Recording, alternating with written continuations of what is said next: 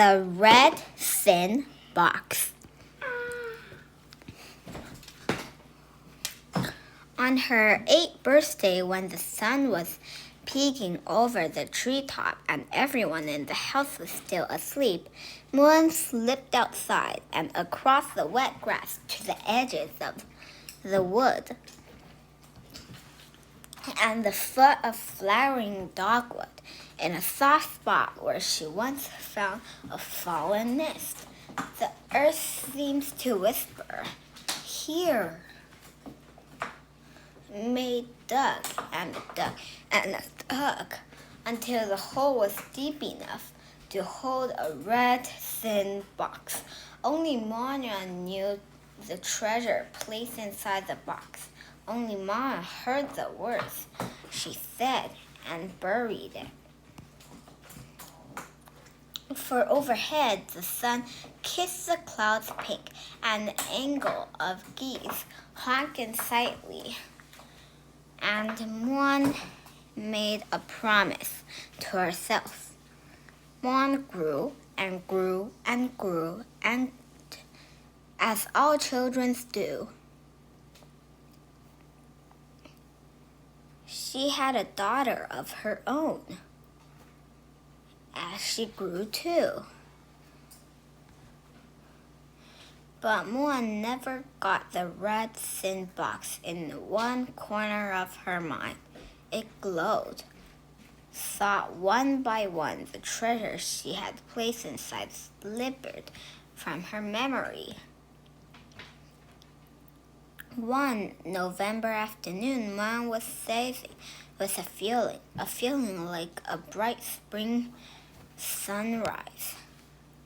The next day, Moon picked up the granddaughter after school. Together, they turned east as they drove and drove and drove to town over.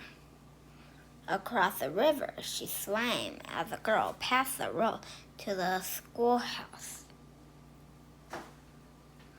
Moon told Even about the red thin box, the hole she dug against the dogwood, about the promise she made when she was 8 years old. But what's inside the box? How do you still know it's still there? These questions Moon couldn't answer. She sat quietly side by side and worried and wondered. It was possible they would find it. So many years had passed. But there was the dogwood that Moon daydreamed under as a girl, read books under, fell asleep in the grass under. Holding her granddaughter's hand, Moon walked to the permit of the tree until the one spot seemed to whisper, "Here." They took turns nugging the shove into the cold ground. Digging was hard, but with each small scoop, the dirt became a little bit softer until suddenly the ring smelled clean.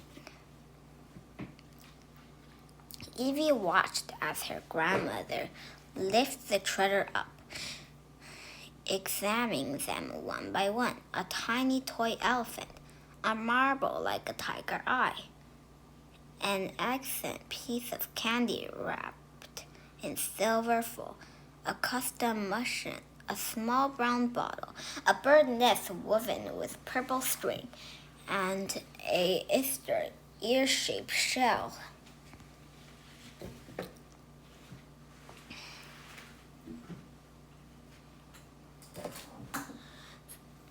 Once Moon let out such a high-pitched howl, the dog in the distance began barking. Moon told many stories on the drive home. Sometimes Evie asked questions. Sometimes she laughed when her grandma laughed. And I didn't bother her when her grandmother cried. No, not one bit. When they arrived, Mom placed the red box into her granddaughter's hand. This is for you. Far overhead, the stars blink, an angel of geese honk in the dusty bark. And Eve sighs with a feeling, made a promise to herself.